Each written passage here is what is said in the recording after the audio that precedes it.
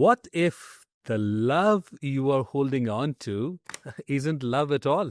What if it's attachment that seems disguised as devotion? You see, so often we confuse the ache of longing and desire with the presence of love. We feel restless when someone doesn't call, continuously checking our phone.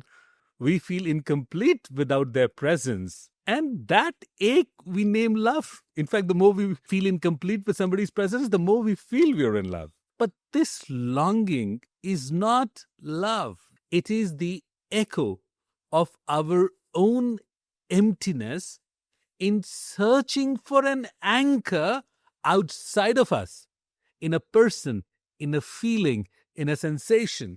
I remember a time when in my own life, when I mistook attachment for love. I thought my devotion, single-minded, loyal devotion, was a proof of how deeply I cared for that person. Well, I'm a little bit wiser now. So looking back, I see how much of it was just simply fear.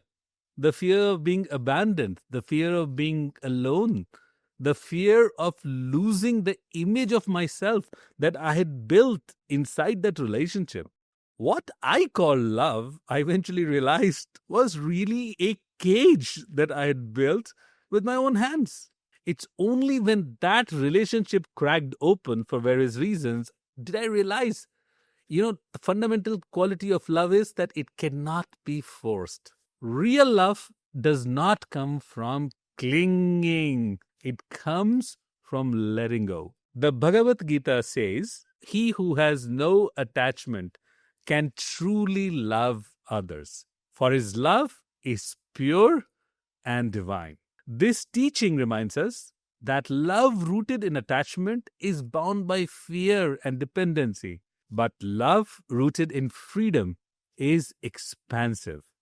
It is the kind of love that liberates both the lover and the beloved, unfolding their most beautiful, wholesome self, individually and in togetherness.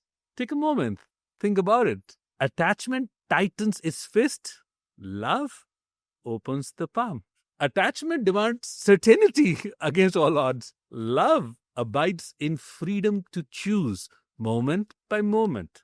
Attachment has a huge fear of change. Love knows change is the only constant in the universe. One of my really favorite poet, Khalil Gibran, actually wrote it. I wish I could quote it in Persian, but let me do it in English. Let there be spaces in your togetherness, and let the winds of heavens dance between you.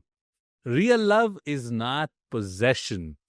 It's a presence that arises moment by moment.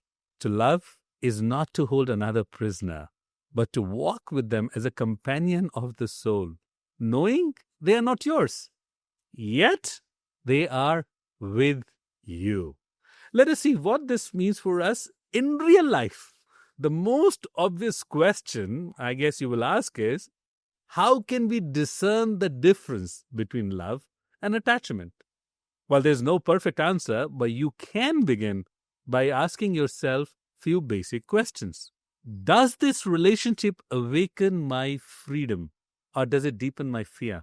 Do I feel myself expanding into a greater truth, or shrinking into an anxious clinging, avoiding a loss? But the most importantly, am I offering my wholeness, or am I trading my peace for temporary comfort of this relationship? Love is not the fire that consumes. I know movies will let you believe that. But it is the light that reveals the truth. It's the spaciousness in which two beings come together to grow, not into each other, but alongside with each other.